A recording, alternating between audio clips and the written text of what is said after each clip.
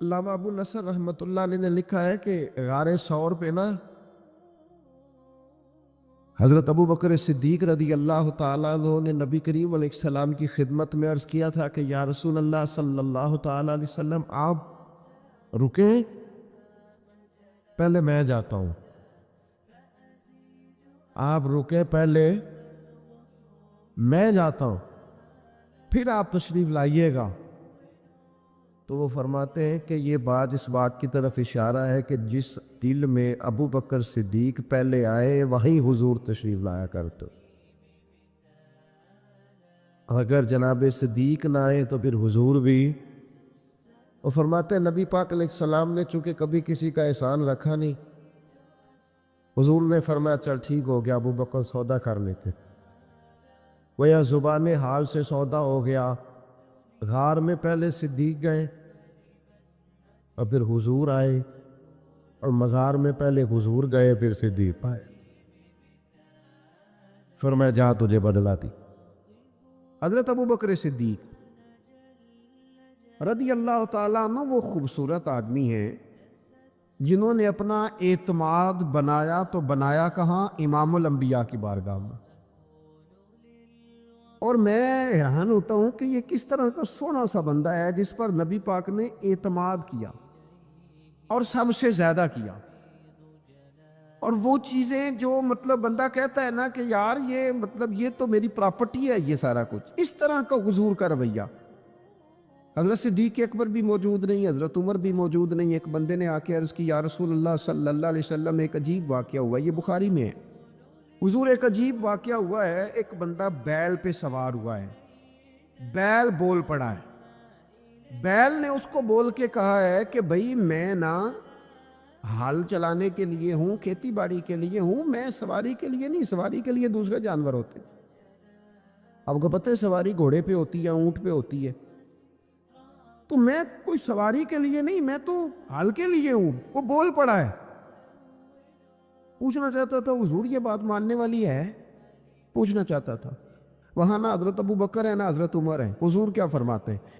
فرمایا میں بھی مانتا ہوں، ابو بکر بھی مانتا ہے، عمر بھی مانتا ہے، اللہ چاہے تو بیل بول سکتا ہے، میں بھی مانتا ہوں، ابو بکر بھی مانتا ہے، عمر بھی مانتا ہے۔ اس کا کیا مطلب ہے؟ شارحین حدیث کہتے ہیں اس کا مطلب یہ ہے، حضور بتانا چاہ رہے ہیں جو میں کہہ دوں نا یہ دونوں فوراً ہی مان جاتے ہیں۔ یہ اعتبار ہے عزیز بھائی۔ حضرت صدیق اکبر کا جو انداز ہے نا، میں آپ کو عرض کروں، خانقاہوں پہ غریب لوگ، آستانوں پہ غریب لوگ، مساجد میں غریب لوگ، میلاد کی محفل میں غریب لوگ۔ اقبال نے بہت پہلے کہا تھا کہ آ کے صف آرا جو ہوتے ہیں تو غریب، اور نام لیتا ہے گر کوئی ہمارا تو غریب۔ یہ غریب لوگ ہیں جو آ کے یہاں اللہ اللہ کرتے ہیں۔ عمراء تو اپنی دولتوں میں اور بڑی بڑی دعوتوں میں اور بڑے بڑے معاملات میں مصروف رہتے ہیں۔ حضرت صدیق اکبر امیر آدمی تھے اور ان کا بڑا نام تھا، جانے جاتے تھے۔ جب انہوں نے کلمہ پڑھا نا، ہلچل مچ گئی کہ ابو بکر کلمہ پڑھ گئے۔ یہ جو آیت میں نے تلاوت کی ہے نا وَاتَّبِعْ سَبِيلَ مَنْ أَنَابَ إِلَيَّ، اس آیت کی تفسیر میں علامہ سید محمود آلوسی اندلسی رحمۃ اللہ علیہ صاحب تفسیر روح المعانی نے لکھا ہے کہ یہ جو اللہ فرماتے ہیں نا اس کے پیچھے چل جو میری راہ لایا، یہ آیت کب نازل ہوئی؟ فرماتے ہیں حضرت صدیق اکبر نے کلمہ پڑھا تو جنگل کی آگ کی طرح خبر پھیل گئی، ہر کونے میں باتیں ہونے، وہ ابو بکر بھی کلمہ پڑھ گئے۔ سنا، بڑا تاجر سردار اپنے قبیلے کا مالدار بندہ ابو بکر، حضرت ابو بکر صدیق رضی اللہ تعالیٰ عنہ اتنے بڑا نام رکھتے تھے۔ اب انہوں نے جب کلمہ پڑھا نا تو ان کے جو دوست تاجر تھے نا، بڑے بڑے لوگ جنہوں نے اونٹ رکھے ہوں، ان کے دروازے بھی اونچے ہی ہوتے ہیں، تو اونچے دروازوں سے اونچے لوگ ہی آتے ہیں، اونچے اونچے لوگ ان کے دوست تھے۔ کون؟ سب سے امیر آدمی حضرت عبد الرحمن ابن عوف، مکے کے بہترین تاجر حضرت عثمان غنی، حضرت زبیر بن عوام، حضرت سعید بن زید، حضرت طلحہ بن عبید اللہ، یہ ان کے دوستوں کی جماعت تھی۔ یہ سارے اکٹھے ہو کے نا تو تصدیق کرنے گئے، جا کے کہنے لگے ابو بکر آپ نے کلمہ پڑھ لیا، سنا ہے؟ آپ فرمانے لگے سادہ تو نہیں نا اس سوال کا جواب، یہ کوئی عام کسی کا ذکر تو نہیں نا کہ میں فٹافٹ کر دوں ذرا بیٹھ جاؤ،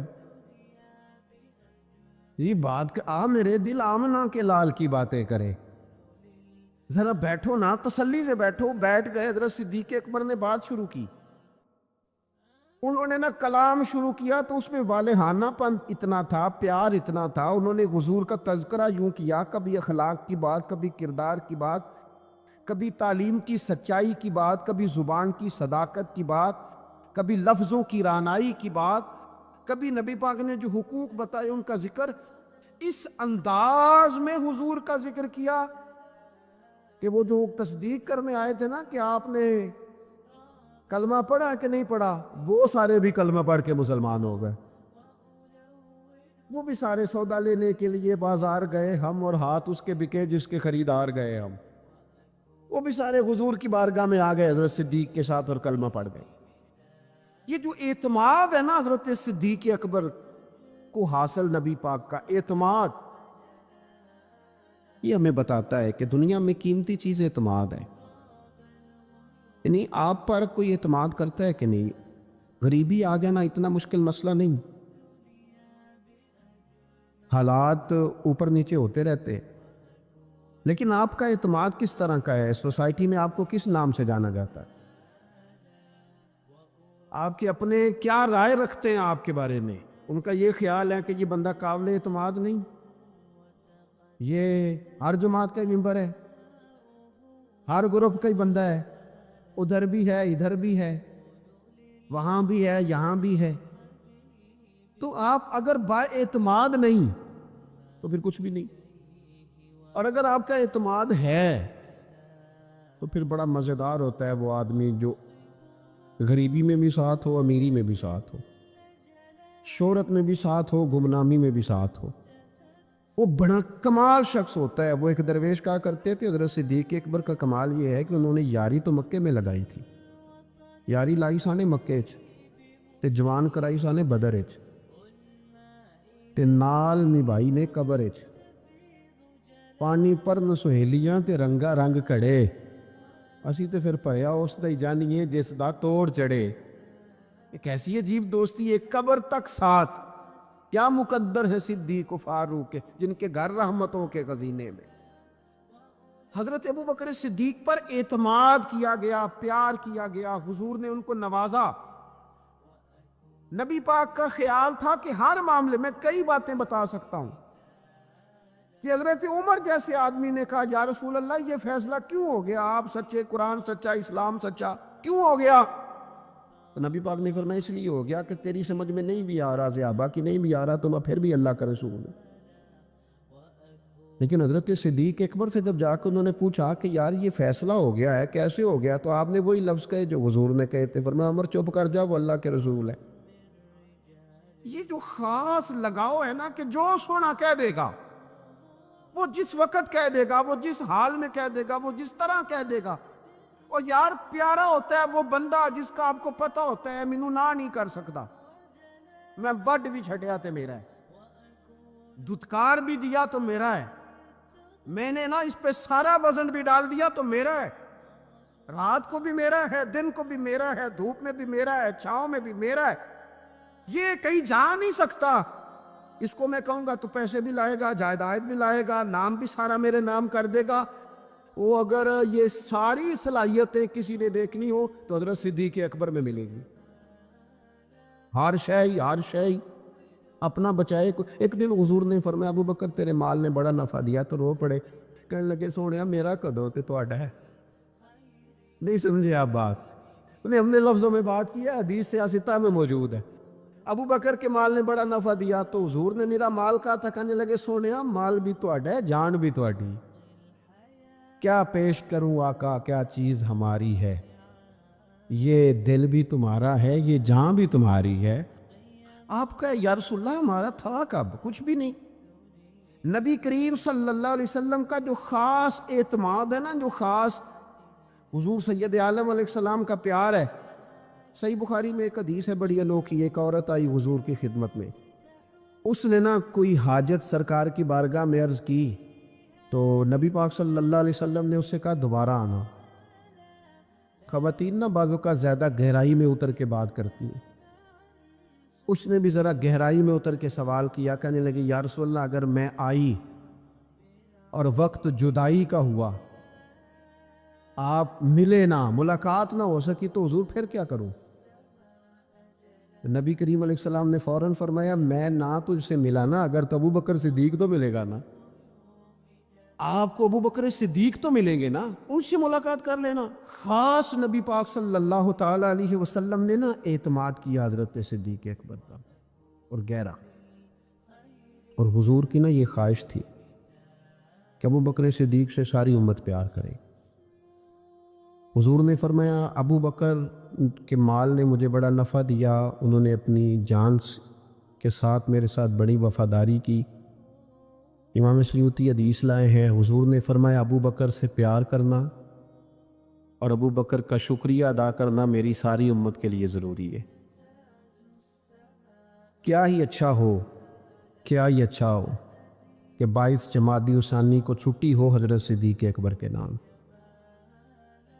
گلی گلی نیچے سے لے کر اوپر تک حضرت صدیق اکبر کے نام کی کانفرنسیں ہو، لوگوں کو حضرت صدیق اکبر کی روشن تعلیمات سے، کردار سے، سوانے سے، سیرت سے آگاہی ہو۔ کیا ہی اچھا ہو کہ حضرت صدیق اکبر رضی اللہ تعالیٰ عنہ کا عنوان سیرت ہماری درسی کتابوں میں شامل ہو۔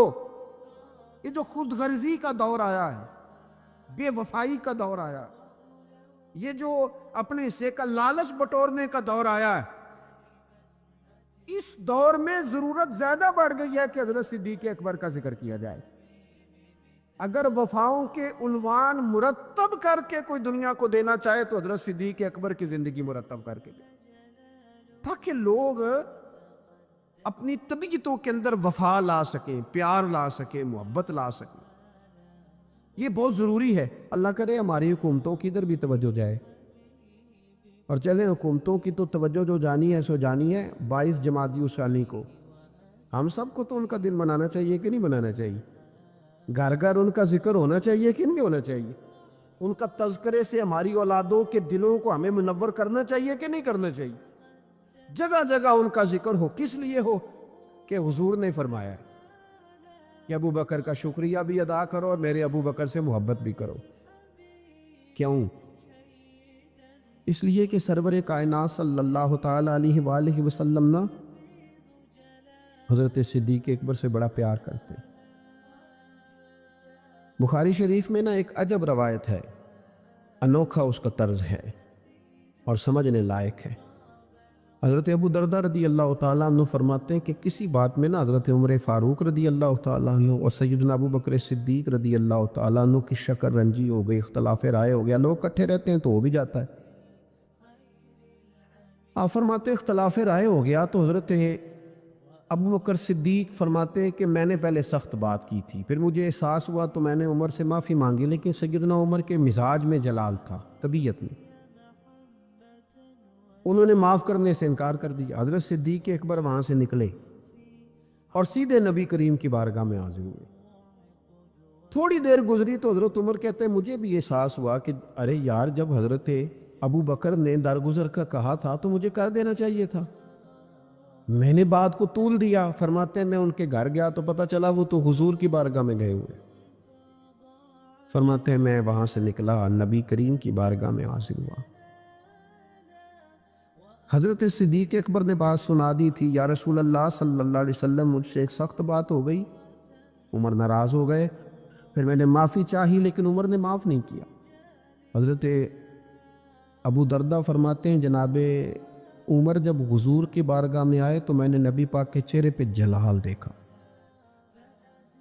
حضرت صدیق اکبر نے بھی دیکھا، حضرت عمر نے بھی دیکھا، غضب سے ان کے خدا بچائے، جلال نظر آ رہا تھا کہ حضور شدید جلال میں ناراض ہے۔ کہتے ہیں حضرت صدیق اکبر اٹھے، حضور کے قریب جا کے تو گھٹنوں پہ ہاتھ رکھ دی، عرض کی یا رسول اللہ غلطی میری تھی، عمر سے میں نے معافی چاہی لیکن ان کی مرضی تھی، انہوں نے معاف نہیں کیا۔ حضور وہ میں بھول گیا تھا، میری غلطی تھی۔ تو نبی کریم نے کس طرح کلام فرمایا؟ فرمایا عمر تمہاری قوم نے نا مجھے جھٹلایا تھا، ابو بکر نے میری تصدیق کی تھی۔ فرمایا لوگ تلواریں لے کے مجھے شہید کرنے نکلے تھے، ابو بکر نے سینہ کھول کے میرا دفاع کیا تھا۔ حضرت ابو بکر صدیق نے گھٹنے پکڑے، یا رسول اللہ میری غلطی ہے، حضور مہربانی فرمائے، میں کون ہوں مال خرچ کر سکوں، میری کیا حیثیت ہے؟ یا رسول اللہ صلی اللہ علیہ وسلم نہیں، وہ ایسی بات کوئی نہیں۔ تو محبوب فرمانے لگے کیا جملے ہیں، کیا درد ہے۔ حضور نے فرمایا عمر کیا تم میری وجہ سے ابو بکر کو چھوڑ نہیں سکتے تھے؟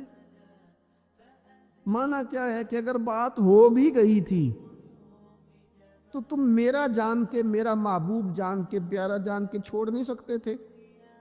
حضرت ابو دردہ کہتے ہیں وہ دن اور تا دم وصال پھر کسی بندے نے حضرت صدیق اکبر کو تکلیف نہیں دی۔ حضرت ابو بکر صدیق رضی اللہ تعالیٰ عنہ کی قیادت کا عجیب رنگ ہے کہ اگر ملی، قومی، عالمی قیادت والے ان کے پیچھے چلیں گے تو انہیں بھی بڑی خیرات ملے گی۔ وہ دلیر لیڈر، وہ دلیر رہنما کہ جنہوں نے منکرین زکوٰۃ کے معاملے میں اور عقیدہ ختم نبوت کے تحفظ کے لیے یہاں تک اعلان کر دیا کہ بھئی یہ کام میں ضرور کروں گا، چاہے میں مدینہ شریف میں اکیلا رہ جاؤں مدینہ منورہ میں، اور جنگل کے درندے آ کے میری بوٹیاں نوچ کے لے جائیں، تو پھر بھی قیادت چونکہ میرے ذمے ہے تو میں سب کچھ قربان کر کے بھی دین متین کا تحفظ کروں گا۔ یہ ہے ان کی وہ قیادت جس کے پیچھے پھر لوگ چلے۔ لیکن ایک تو یہ تاریخ ہے کہ ایک مضبوط اعصاب والے قائد، اور ایک تاریخ یہ ہے بڑے بڑے لوگوں کو دنیا میں وفادار کہا گیا، بڑے بڑے لوگوں کو عاشق کہا گیا، بڑے بڑے لوگوں کو کہا گیا کہ یہ فنا ہے اپنے محبوب کی محبت میں، بڑے بڑے لوگوں کو کہا گیا کہ ان سے بڑھ کے ادب والا کوئی نہیں۔ لیکن تاریخ لکھنے والے اور قوموں کے حالات قلم بند کرنے والے اور لوگوں کو ادب کا، عشق کا، وفا کا پیغام دینے والے جب بھی قلم اٹھاتے ہیں نا اور وفا کی وہ حد تک جانے لگتے ہیں تو انہیں سب سے پہلے جو نام نظر آتا ہے وہ حضرت ابو بکر صدیق کا ہے۔ وفا بھی ختم ہے، ادب بھی ختم ہے، عشق بھی ختم ہے۔ کوئی دنیا کی تاریخ جس میں ادب لکھا جائے گا وہ محتاج رہے گی کہ اسے خیرات صرف حضرت صدیق اکبر کے دروازے سے ملے گی۔ وفاداری ہو، ادب ہو، عشق ہو، جانثاری ہو، یہ لوگ بڑا کچھ دیکھ داکھ کے چلتے ہیں۔ لیکن اقبال جیسے لوگ کہنے لگے جس بندے نے ختم کر دی ہے نا بات، ختم بس کر دی کہ اس سے آگے ہماری کائنات ختم ہو جاتی ہے، بس وہ جناب صدیق اکبر کی ذات ہے۔ انہوں نے لوگوں کو بتایا کہ ہماری دنیا شروع بھی مدینے والے محبوب کے قدموں سے ہوتی ہے اور ختم بھی مدینے والے محبوب کے قدموں سے۔ صدیق کے لیے ہے خدا کا رسول اور بس، ختم ہو گئی بات۔ تو حضرت ابو بکر صدیق رضی اللہ تعالیٰ عنہ کی زندگی کو پڑھنا، ان کے احوال کو جاننا، ادب والے لوگوں کے لیے، عشق والے لوگوں کے لیے، اتباع والے لوگوں کے لیے، سید عالم میرے پیارے حبیب صلی اللہ علیہ وسلم کے نقش قدم چلنے والے لوگوں کے لیے بڑا ہی ضروری ہے۔ وہ جتنی دیر تک حضرت صدیق اکبر رضی اللہ تعالیٰ عنہ کو پڑھیں گے نہیں، سمجھیں گے نہیں، اتنی دیر تک پتہ نہیں چلے گا کہ حضور کا ادب کیسے کرنا ہے، حضور کی اتباع کیسے کرنی اور محبوب سے محبت کیسے کرنی۔ یہ ضروری کام ہے۔ قرآن مجید فرقان حمید میں اللہ کریم نے ارشاد فرمایا، سورہ لقمان کے اندر فرمایا وَاتَّبِعْ سَبِیلَ مَنْ أَنَابَ إِلَيَّ، فرمایا کہ اس کے رستے پہ چلو، اس کی راہ پہ چلو جو میری طرف رجوع لایا ہے، جس نے میری طرف رجوع کیا اس کے پیچھے چلو۔ علامہ سید محمود آلوسی رحمۃ اللہ علیہ صاحب تفسیر روح المعانی فرماتے ہیں کہ یہ آیت تب نازل ہوئی تھی جب جناب صدیق اکبر نے کلمہ پڑھا تھا۔ آدمی جس لیول کا ہوتا ہے اس کی دوستیاں بھی اسی طرح کی ہوتی ہیں، اور جب کوئی بڑا آدمی کسی دینی اسلامی روحانی زندگی کو اپناتا ہے تو اس کے پیچھے چلنے والے بھی وہ زندگی اپنا لیتے ہیں۔ اسی لیے کہا گیا کہ لوگ اپنے سرداروں کے مذہب پہ ہوتے۔ حضرت سیدنا ابو بکر صدیق رضی اللہ تعالیٰ عنہ نے کلمہ پڑھا تو صاحب تفسیر روح المعانی ارشاد فرماتے ہیں کہ یہ بڑے گہرے دوست تھے حضرت ابو بکر صدیق کے، جو تاجر تھے نا بڑے بڑے مکے کے، چونکہ جناب صدیق اکبر بھی تاجر تھے۔ یہ تاجر سارے دوست تھے حضرت صدیق اکبر کے۔ کون کون؟ حضرت سیدنا عبد الرحمن ابن عوف رضی اللہ تعالیٰ عنہ، حضرت عثمان غنی رضی اللہ تعالیٰ عنہ، حضرت زبیر بن عوام رضی اللہ تعالیٰ عنہ، حضرت طلحہ بن عبید اللہ رضی اللہ تعالیٰ عنہ۔ یہ سارے لوگ حضرت صدیق اکبر رضی اللہ تعالیٰ عنہ کے دوست تھے۔ حضرت سعید بن زید رضی اللہ تعالیٰ عنہ، یہ سارے لوگ تاجر تھے۔ تو جب پتہ چلا نا کہ ایک بڑے تاجر نے، حضرت ابو بکر صدیق رضی اللہ تعالیٰ عنہ نے کلمہ پڑھ لیا ہے، تو یہ خبر جنگل کی آگ کی طرح پھیل گئی، ہر آدمی تک بات پہنچ گئی، ہر شخص نے اس بات کو سن لیا۔ اب وہ سارے لوگ تصدیق کرنے کے لیے کہ یار بڑا سیانہ بندہ ہے، بڑا سمجھدار آدمی ہے، تاجروں میں اس کا بڑا نام ہے، کاروباری لوگ اسے بڑے قریب سے جانتے ہیں، تو وہ تصدیق کرنے کے لیے سارے لوگ جناب صدیق اکبر کے پاس آئے۔ حضرت صدیق اکبر سے تصدیق اس طرح کی سنی، اس طرح کی تصدیق سنی، اس طرح کی تصدیق سنی کہ پھر سارے ہی مدینے والے محبوب کا کلمہ پڑھ گئے، حضور کا کلمہ پڑھ گئے، بس تصدیق کرنے آئے، تصدیق کرنے آئے حضور سے۔ اور نبی پاک صلی اللہ تعالیٰ تیریاں ویکھ کے اداواں تے میں مرید ہی ہو گئی۔ پھر وہ سارے حضور سید عالم آئے تھے تصدیق کرنے، سودا لینے کے لیے بازار گئے ہم، پر ہاتھ اس کے بکے جس کے خریدار گئے ہم۔ تو وہ نا حضور کی غلامی میں آ گئے۔ تو سمجھ لیں اس بات کو اور اس پر غور کر لیں کہ نبی پاک علیہ الصلاۃ والسلام کے اس غلام کا یہ حال ہے کہ یہ کلمہ پڑھیں تو مکے کے بڑے بڑے تاجروں میں انقلاب برپا کر دیں۔ اتنا اثر ہوا باقی لوگوں پہ کہ وہ تصدیق کرنے آئے تھے، تصدیق کرنے، اور ایسی تصدیق انہوں نے کی، ایسی تصدیق کی کہ پھر ساری زندگی مدینے والے محبوب کے گن گا کے گزار دی۔ ساری زندگی حضور سید عالم صلی اللہ علیہ وسلم، حضرت ابو بکر صدیق رضی اللہ تعالیٰ عنہ نے اپنی مقدس زندگی کے اندر نبی کریم صلی اللہ علیہ وسلم کی بارگاہ میں وقت گزارا۔ آپ مختلف مقامات پر قرآن مجید کو دیکھیں گے تو حضرت صدیق اکبر رضی اللہ تعالیٰ عنہ کی مختلف شانیں آپ کو قرآن حکیم میں نظر آئیں گی۔ اللہ کریم نے قرآن مجید میں ارشاد فرمایا سورہ بقرہ میں کہ الذین ینفقون اموالہم باللیل والنہار سرا وعلانیہ، فرمایا کچھ لوگ ایسے ہیں جو اللہ کے راستے میں خرچ کرتے ہیں اعلانیہ بھی اور چھپا کر بھی۔ اور وہ کس طرح خرچ کرتے ہیں؟ رات کو بھی خرچ کرتے ہیں اور دن کو بھی خرچ کرتے ہیں، اعلانیہ بھی، چھپا کے بھی، دن کو بھی، رات کو بھی۔ تو یا اللہ ملے گا کیا؟ فرمایا فَلَهُمْ أَجْرُهُمْ عِنْدَ رَبِّهِمْ، ان کا اجر ان کے رب کے پاس ہے، وہ اللہ کے پاس ہے، اور راز ہے، ان کا اجر ان کے رب کے پاس ہے۔ اب ان پر نہ کوئی خوف ہوگا نہ وہ غمگین ہوں گے۔ یہ وہ لوگ ہیں جو رات کو بھی خرچ کرتے ہیں، دن کو بھی خرچ کرتے ہیں، اعلانیہ بھی خرچ کرتے ہیں، چھپا کے بھی خرچ کرتے ہیں۔ تفسیر روح المعانی ہی کو آپ دیکھ لیں تو علامہ سید محمود آلوسی اندلسی رحمۃ اللہ علیہ فرماتے ہیں کہ حضرت صدیق اکبر کا ایک دفعہ خرچ تو ہمیشہ کرتے رہتے تھے، ایک دفعہ ارادہ بن گیا، اس آیت کے شان نزول میں لکھتے ہیں ایک دفعہ ارادہ بن گیا کہ میں نے 40,000 دینار خرچ کرنے اللہ کی بارگاہ، اور کرنے اس طرح ہے کہ دن کو بھی خرچ کرنے، اور اگر کوئی آدمی رات کو لینا چاہے تو اسے یہ نہ محسوس ہو کہ یہ تو صرف اجالے میں دینے والے ہیں۔ اگر کوئی رات کی تنہائی میں لینے آئے گا تو اسے بھی دیں گے، خرچ کریں گے اللہ کے راستے میں۔ اور 10,000 دینار، 40,000 کل دینے تھے، 10 خرچ کیے دن کو، 10 خرچ کیے رات کو۔ 10 اس وقت خرچ کیے جب ساری دنیا اعلان ہوتا ہے نا چندے کا تو سارے دے رہے ہوتے ہیں. 10 اس وقت خرچ کر دیا 10,000 دینار, اور پھر 10 چھپا کے خرچ کیا, 10 چھپا کے بھی خرچ کیا. یعنی اس وقت بیچ مجمع کے بھی دینا بعضوں کا بہتر ہوتا ہے کہ دوسروں کو بھی رغبت ہوتی ہے, کیونکہ ایک بندہ اگر کہیں خرچ کرتا ہے تو پھر دوسرے بھی دیکھ کے خرچ کرتے ہیں. تو جب سب دے رہے تھے تب بھی دیا, اور جب کوئی نہیں دے رہا تھا تو تب بھی دیا, اور دن کو بھی دیا اور رات کو بھی دیا. تو رب کریم نے پھر اس کا ذکر قرآن مجید میں فرما دیا. تو حضرت ابو بکر صدیق رضی اللہ تعالیٰ عنہ کی حیات مبارکہ کو آپ پڑھیں, اس پر آپ غور کریں. ایک مقام نہیں, درجنوں مقامات آپ کو ایسے ملیں گے.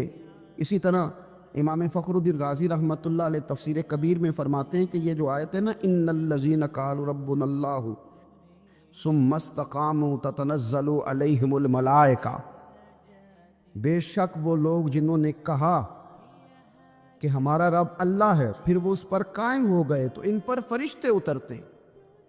اور فرشتے کیا کہتے ہیں؟ اللہ تخافوا ولا تحزنوا, خبردار خوف نہ کرو, غم نہ کھاؤ.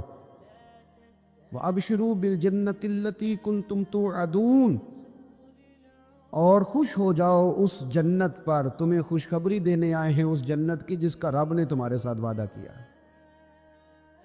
تو امام راضی کہتے ہیں یہ جو کہا نا کہ وہ لوگ جنہوں نے کہا اللہ ہمارا رب ہے پھر وہ ڈٹ گئے, پھر ان پر فرشتے اترے اور فرشتے خوشخبری دینے کے لیے اترے, فرمایا یہ بھی حضرت ابو بکر صدیق کی شان میں نازل ہوئی ہے. اس لیے کہ حضرت صدیق اکبر نے اس وقت کلمہ پڑھا تھا جب کوئی اور کلمہ نہیں پڑھتا تھا. پہلے مسلمان حضرت صدیق اکبر آزاد مردوں میں سے پہلے مسلمان, آپ نے کلمہ پڑھا. رش دیکھ کے تو بھائی عام جگہ پہ بھی بڑے لوگ آ جاتے ہیں, لیکن تنہائیوں میں, ابتدا میں, بالکل شروع میں جس ہستی نے صرف جلوہ والضحیٰ دیکھا. آج لوگ بڑے جمہوریت پسند ہیں کہ ساری دنیا جدھر جائے گی ہم نے ادھر جانا ہے, جدھر رش زیادہ ہوگا اس وقت ہم چلیں گے. لیکن حضرت ابو بکر صدیق رضی اللہ تعالیٰ عنہ اس وقت کلمہ پڑھا جب اسلام پر تنہائیاں تھیں, غربتوں کا دور تھا. انہوں نے یہ نہیں دیکھا کہ ساری دنیا کدھر ہے, انہوں نے یہ دیکھا کہ میرے محبوب کی رضا کدھر ہے. اور پھر اس پر انہوں نے تکلیفیں برداشت کی. تکلیفیں پلیٹ میں رکھ کے نہیں غلامی مل جایا کرتی, تکلیفیں برداشت کی, مار بھی کھائی, مال بھی دیا, تکلیف بھی سہی, تانے بھی سہے, باتیں بھی سنی. قبیلے کے اندر سے بھی مخالفت ہوئی, باہر سے بھی مخالفت ہوئی, وہ ڈٹے رہے. تو آپ فرماتے جب یہ ڈٹ گئے نا تو پھر میں نے بھی ان کی مدد کے لیے فرشتے نازل کر دیے. پھر اللہ تبارک و تعالیٰ نے انہیں کوئی لاوارث نہیں چھوڑا, پھر ان کی مدد اللہ نے اپنے فضل سے فرمائی. حضرت صدیق اکبر رضی اللہ تعالیٰ عنہ کی مقدس حیات مبارکہ, اس پر بے شمار فضائل میں آپ کو احادیث ملیں گی, بے شمار آپ کو آیات بینات ملیں گی. سمجھنے کی چیز یہ ہے ان کی زندگی کو دیکھا جائے, پڑھا جائے. میں نے بڑا غور کیا ہے, جتنا کو میرا محدود سا مطالعہ ہے, جتنا کو میں فہم اور علم رکھتا ہوں, میں نے بڑا غور کیا ہے اور بڑی باریکی سے کیا ہے, اور ان کی زندگی کے شب و روز کو بار بار پڑھا ہے. اور وہ جتنے پیچ و تاب ہیں ہجرت سے لے کر بدر تک اور بدر سے لے کر فتح مکہ تک, ہر میدان, ہر جگہ, ہر کوچہ, ہر نگر, ایک ہی بات سمجھ میں آئی ہے کہ جس طرح پروانہ چراغ کے گرد گھوم کے زندگی گزار دیتا ہے, گھوم کے زندگی گزار دیتا ہے, روشنی جہاں نظر آتی ہے تو پروانہ ساتھ ہی نظر آتا, کہیں اور دکھائی دیتا ہی نہیں. اسی طرح میرے پیارے حبیب نبی کریم صلی اللہ تعالیٰ علیہ وسلم کی نبوت کی روشنی کے گرد جو پروانہ دیوانہ وار ہمیں نظر آتے ہیں ان کا نام حضرت ابو بکر صدیق ہے. حضور کی رضا کو پا لینا۔ حضور کیا چاہتے ہیں اس چاہت کے مطابق کوشش کرنا۔ جس نے میرے نبی پاک علیہ الصلوۃ والسلام کے ساتھ عداوت رکھی اس کے ساتھ عداوت رکھنا، اسے اپنا دشمن جاننا۔ جس کے ساتھ میرے نبی کریم صلی اللہ تعالیٰ علیہ وسلم کی غلامی کا رشتہ ہو گیا، جو حضور کا وفادار ہو گیا، اس کے ساتھ دست شفقت پھیرنا، اس سے پیار کرنا۔ حضور صلی اللہ علیہ وسلم نے خود فرمایا کہ میری امت پر سب سے زیادہ نرمی کرنے والے ابو بکر صدیق ہیں۔ اس کے ساتھ محبت کرنا، اس کے ساتھ پیار کرنا، اپنی ظاہری زندگی کو، اپنے وجود کو، اپنی خواہشات کو، اپنی اولاد کو، اپنے تعلق کو، سب کو پیچھے رکھ کے سب سے آگے اپنے محبوب کی ذات کو رکھنا۔ یہ کمال صرف حضرت صدیق اکبر ہی کو حاصل ہے۔ لوگ عمل کرتے ہیں پر مزیدار نہیں کرتے، چل پڑتے ہیں پر پورا نہیں چلتے، رشتہ بناتے ہیں بس سوچتے ہیں کہ اتنا ہی کافی ہے، اتنی زیادہ وفا اور اتنی زیادہ پیچھے چلنے کی کیا ضرورت ہے۔ لیکن حضرت ابو بکر صدیق رضی اللہ تعالیٰ نے جو رشتے بنائے، پھر وہ رشتے نبھائے، پھر انہوں نے حضور کی اس غلامی کو نبھا کے دکھایا۔ کلمہ پڑھا۔ ہمارے ایک بزرگ فرمایا کرتے تھے ابو بکر نے دوستی لگائی تھی مکے میں، اور جوان کرائی بدر و احد خندق میں، اور فرماتے ہیں ساتھ نبھائی ہے قبر میں بھی۔